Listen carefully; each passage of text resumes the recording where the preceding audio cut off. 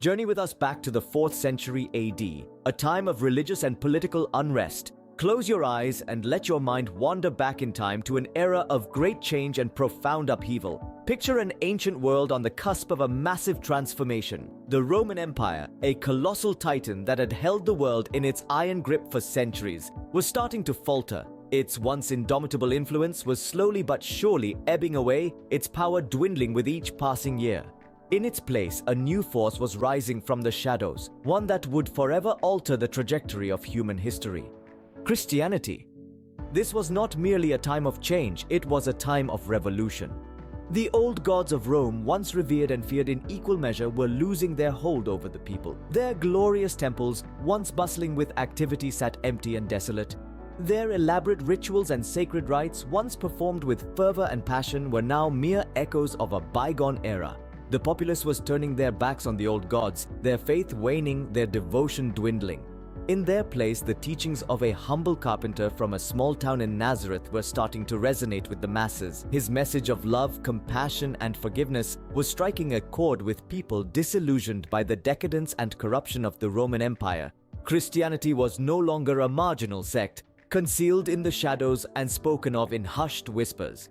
It had grown, it had evolved, it had matured. It was on the precipice of becoming the predominant faith of the empire. But this transition was not a peaceful one. Far from it.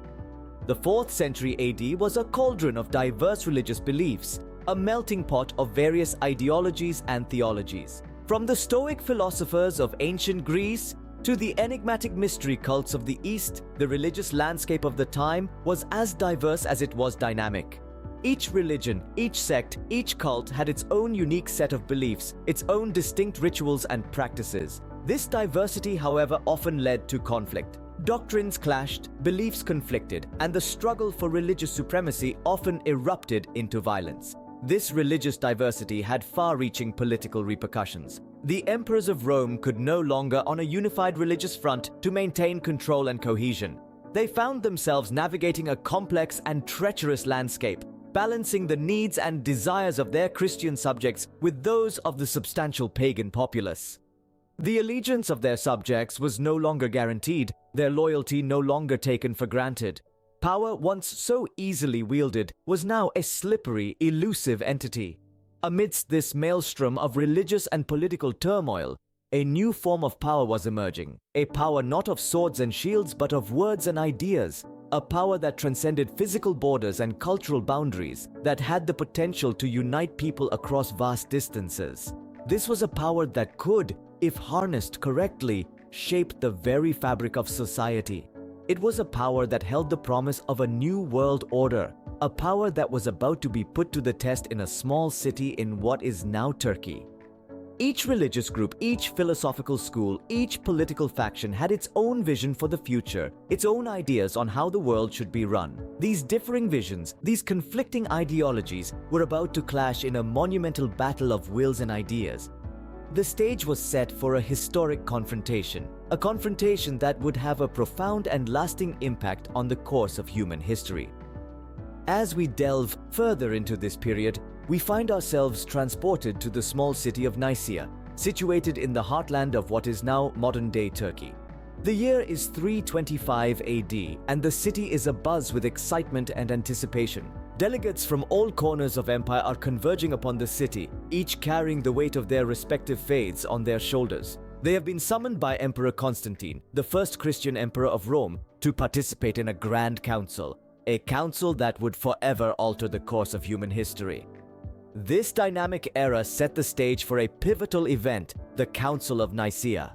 The Council of Nicaea didn't occur in a vacuum. It was a response to escalating tensions. The historical event known as the Council of Nicaea was not simply a gathering of religious leaders debating theological topics in an isolated bubble of time, but rather, it was an event that stood at the intersection of historical, social, and religious influences. Behind its occurrence was the sharply escalating crisis within the early Christian community, unfolding in a period characterized by a complex interplay of power, politics, and religious thought. In the early 4th century, a tempest was stirring within the Christian community. a tempest so fierce it threatened to fracture the very foundations of the faith. This storm, known by historians and theologians as the Arian controversy, had its origins in the teachings and discourses of a presbyter from the intellectually thriving city of Alexandria. The presbyter was Arius, a charismatic and persuasive preacher who dared to challenge the prevailing understanding of Christ's divine nature. Arius propagated a doctrine that was revolutionary and controversial in its implications. His argument was audacious in its simplicity and boldness. He contended that Jesus, being the Son of God, was created by God and therefore was not co-eternal with the Father. This theological perspective, which flew in the face of traditional beliefs about Christ's divinity, was deemed heretical by many within the Christian community. The controversy stirred up by Arius was not merely a theological dispute. It was not just a clash of doctrines or interpretations. It was, at its heart, a struggle that threatened to fracture the community into factions. This was far more than just a disagreement over religious tenets. It was a battle for the very soul of Christianity, a battle that questioned the fundamental understanding of Jesus Christ was, and by extension, the very nature of God himself. The Arian controversy was not just a ripple in the calm waters of Christian theology. It was a tidal wave of discord that threatened to engulf the entire Christian landscape. The debates and confrontations it sparked were not confined to the hallowed and quiet halls of churches or the scholarly discussions of theologians. Instead, they spilled out onto the streets, into the public squares, and even into homes, splitting families, friends, and communities along theological lines. The unity of the Christian community, a unity that had survived persecutions and trials, was now at risk of being shattered. This was an era of chaos and confusion, of shifting loyalties and changing beliefs. It was a time when the solid ground of faith seemed to shift under the feet of believers, throwing the community into disarray. Yet, amidst this storm of religious conflict and social upheaval, a figure emerged, rising above the tumult, seeking to restore harmony within the Christian community. This figure was none other than Emperor Constantine the Great. Constantine, who had recently converted to Christianity, was deeply concerned about the divisions within his newly adopted faith.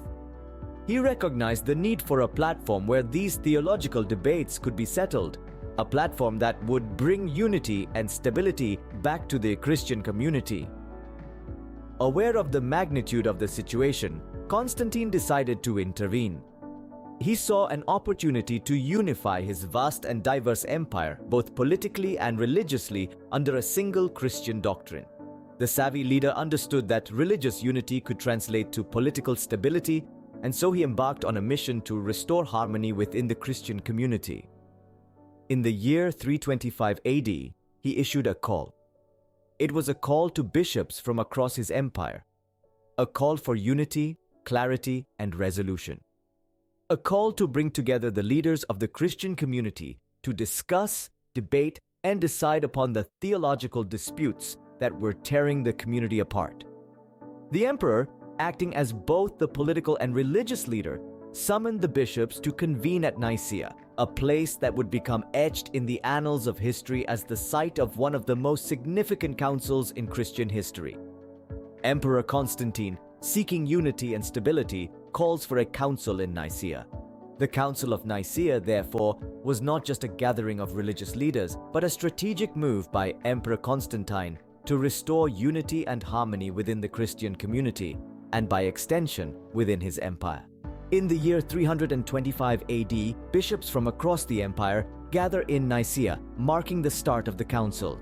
It was an epic moment, the significance of which was felt by every individual present. This momentous gathering was not simply a meeting. It was an opportunity to shape the course of Christianity, a chance to influence the very fabric of history. This council was a magnet, a focal point that attracted key figures from distant corners of the empire. Each of these figures bore their own ideas, their own perspectives, their own unique agendas that they hoped to bring the fore. Standing tall among these figures was Emperor Constantine, the influential leader who had played a pivotal role in legitimizing Christianity within the sprawling Roman Empire. Constantine, a figure of immense power and unparalleled influence, had invested his energies into the success of the council. He was a man on a mission, seeking unity within the fragmented church to affirm and strengthen the foundations of his empire. Accompanying Constantine at this gathering was Bishop Athanasius of Alexandria. A figure of equal influence, Athanasius was renowned for his unwavering defense of Trinitarianism.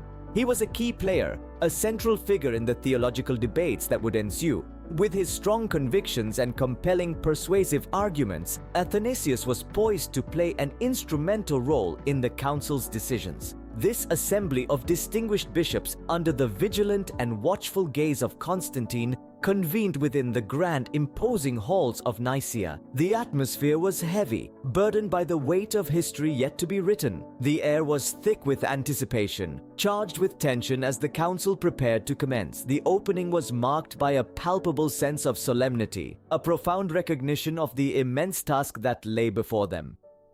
Was no ordinary meeting. This was a defining moment that would forever change the course of their faith. The bishops were not merely assembled to debate on theological nuances, but were gathered to determine the very essence of their faith.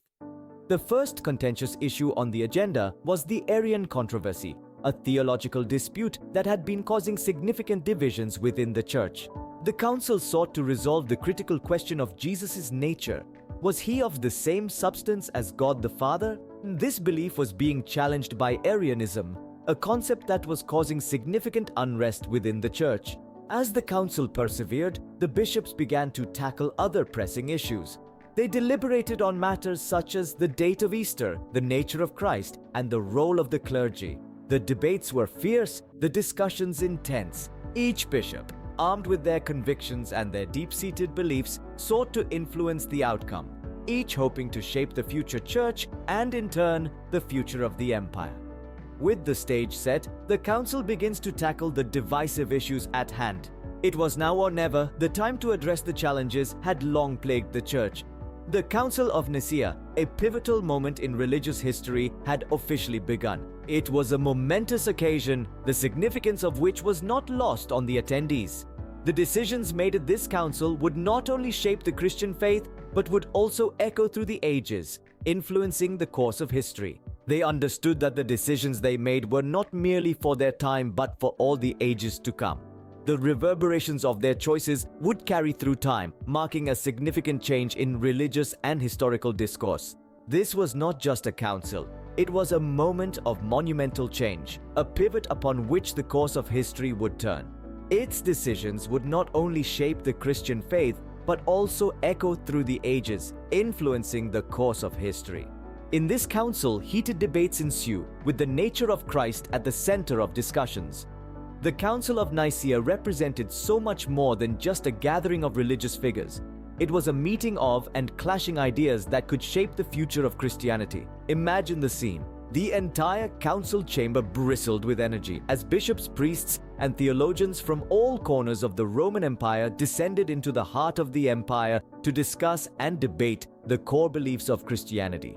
The atmosphere was charged with anticipation and tension, almost as if the air itself was holding its breath in wait for what was to come. The anticipation hung heavy over the room as the attendees prepared to delve into the very heart of their faith, to explore the profound mysteries that at the core of their beliefs. The central point of contention was the nature of Christ. Was he divine or human, or was he both? This was not a question to be taken lightly. The answer to this would shape the very foundation of Christian belief and dictate the direction in which the faith would grow. The debate was intense, with two primary factions emerging from the sea of voices. Firstly, you had the Arians, led by the charismatic and influential priest Arius. Arius and his followers advocated the belief that Christ had been created by God, suggesting that he was therefore not co-eternal with God. This viewpoint sparked heated debates amongst the council members, challenging the conventional belief and stirring the pot of religious discussion. On the other side of the spectrum, Orthodox Christians held firm in their belief that Christ was of the same substance as God, co-eternal, and they argued passionately for their perspective, standing toe-to-toe with the Arians in what can only be described as a theological tug-of-war. Then there came the issue concerning the celebration of Easter. This debate saw some council members advocating for a date that followed the Jewish calendar, while others argued for a fixed date in the Roman calendar. The discussions that followed were as intense as the debates that preceded them, with each side fervently defending their perspectives. As is often the case in such debates, there are no easy answers, and the council members had to tread a careful path. The result of their rigorous and passionate debates was the Nicene Creed, a statement of faith that aimed to encapsulate the essence of Christianity. This creed was designed to create a common ground where all followers of the faith could stand in unity, to bring together a diverse community of believers under one banner. The formulation of the Nicene Creed wasn't a task undertaken lightly. It required careful negotiation and compromise from everyone involved. After all, these debates weren't merely intellectual exercises. They served as the crucible in which the future of Christianity was being formed and shaped. Each discussion, each debate, each decision, big or small, was shaping the doctrines that would guide the faith for centuries to come. With each passing minute, with each passing hour, the resilience of the Christian community was put to the test. The council members, in their wisdom, knew that their decisions had to withstand differences and disagreements that were sure to surface in the future. And so, after much debate and discussion, the Nicene Creed was born. A testament to the intellectual rigor these early religious scholars, an attempt to create a unified understanding of Christianity. These debates tested not only the strength of their convictions but also their ability to work together to create a future for their faith. These debates ultimately lead to significant decisions that shape the future of Christianity. There is no underestimating the impact that the Council of Nicaea had on the future of Christianity. The echoes of the debates that took place within its walls can still be heard today, shaping the faith in ways that continue to resonate with believers worldwide. The Council proved to be a defining moment in Christian history, setting the stage for how the faith would develop and evolve in the centuries to come. It was a turning point, a moment of reckoning, a testament to the power of faith and the strength of those who believe. The Council of Nicaea concludes, leaving a lasting impact on Christianity and the wider world. The echoes of the Council's resolution still resonate through the ages, marking a benchmark in the evolution of theological thought. This significant convocation, consisting of various bishops, scribes, and religious scholars, was nothing less than a turning point for the world's most widespread religion, Christianity. The aftermath of the debates held at the Council is a testament to the perpetually influential nature of these resolutions. As the discussions subsided and the dust from the verbal battles finally settled, the decisions made by this council began to take shape, permanently altering the landscape of Christian beliefs and practices. Central to the council's directives was the acknowledgement and acceptance of a critical document, the Nicene Creed, a statement of faith that was to become a cornerstone in Christian doctrine.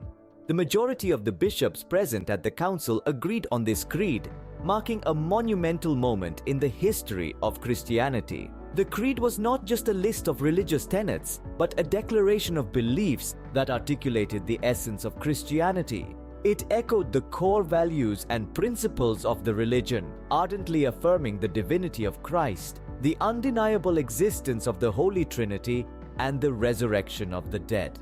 These affirmations were not merely symbolic, but rather they served as a guiding light for the direction of Christianity henceforth. This consensus within the council brought about a wave of cohesion, solidifying the church's teachings by providing a mutual that successfully united Christians from varying regions, cultures, and traditions. This unity, fostered by the Nicene Creed, was a testament to the global reach and shared principles of Christianity, emphasizing the enduring nature of the religion's teachings. It was a momentous occasion, one that brought together Christians from all walks of life under a shared belief system, strengthening the bonds of the church and its adherents. Alongside this, the council dealt a decisive blow to a competing doctrine called Arianism, proposed by the priest Arius. This contentious belief challenged the holy concept of the Trinity, suggesting that Christ, being the Son of God, was in a position of subordination to God the Father. The council did not shy away from dealing with this theological dispute. Instead, they chose to confront it head-on, unequivocally condemning the heresy of Arianism, thus reaffirming the Church's stance on the equal divinity of the Father, the Son, and the Holy Spirit. The condemnation of Arianism was not without controversy. It sent ripples through the religious community, resulting in the exile of Arius and significantly influencing future theological debates within Christianity. The decision set a precedent for how the Church would handle future theological challenges, demonstrating its commitment to preserving the central tenets of its faith. Moreover, the Council made strides in unifying the Christian community by establishing a standardized date for the celebration of Easter. The determination to celebrate the resurrection of Christ on the first Sunday following the first full moon after the spring equinox ended a long-standing dispute among Christians. This resolution acted as a unifying factor for Christians worldwide, ensuring that all Christians, regardless of their geographical location or cultural background, would celebrate this critical event in the Christian calendar simultaneously. The Council of Nicaea's decisions were not just declarations within a council chamber, they were the beginnings of a ripple effect that would reach far beyond the confines of the 4th century AD. The Council's influence extended to the doctrines, practices, and unity of the Christian Church, affecting the lives of billions across the globe over succeeding centuries. The Council's decisions were more than historical footnotes. They became the guiding light for millions of faithful, shaping their beliefs, their practices, and their understanding of Christianity. In conclusion, the Council of Nicaea's decisions reach far beyond the 4th century AD. They shaped the doctrines, practices, and unity of the Christian Church, influencing billions of lives across millennia. The Council of Nicaea, a turning point in history, forever changes the course of Christianity. The echoes of the Council of Nicaea continue to reverberate through history and into the present day. This council, which was convened in the early 4th century AD, played an instrumental role in shaping the Christian doctrine and the Christian Church as we know it today. As we delve deeper, we'll uncover the proceedings and the profound implications of this monumental event. The Council of Nicaea was not just a meeting of religious scholars and leaders. It was a congregation of some of the most influential thinkers of their time, summoned by Emperor Constantine III to set the course for the development of the Christian faith. This assembly marked a significant turning point in religious history, the ripples of which can be felt even in the 21st century.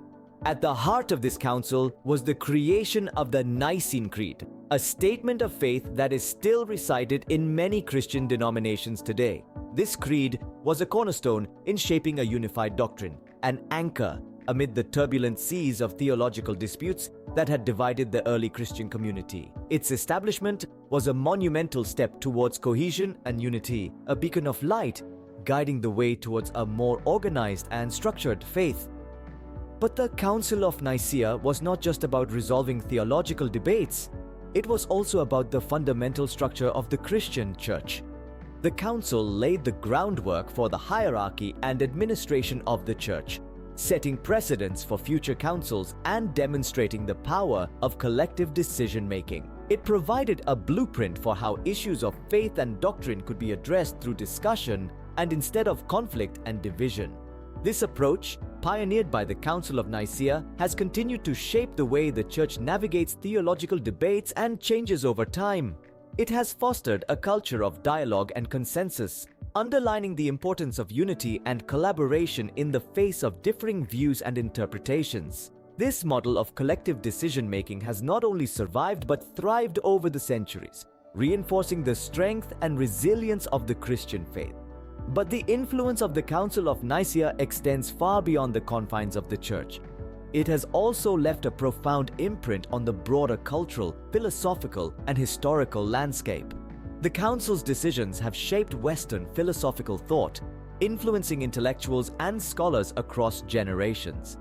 It has played an instrumental role in the development of political systems, underscoring the importance of debate, consensus, and collective decision-making. Additionally, the Council of Nicaea has significantly impacted societal values, shaping cultural norms and attitudes. The ripple effects of the Council's decisions can be seen in the way we think, act, and understand the world around us. They have seeped into every facet of society in ways we often take for granted. The Council of Nicaea was not just a historical event, it was a moment that continues to shape our present and future.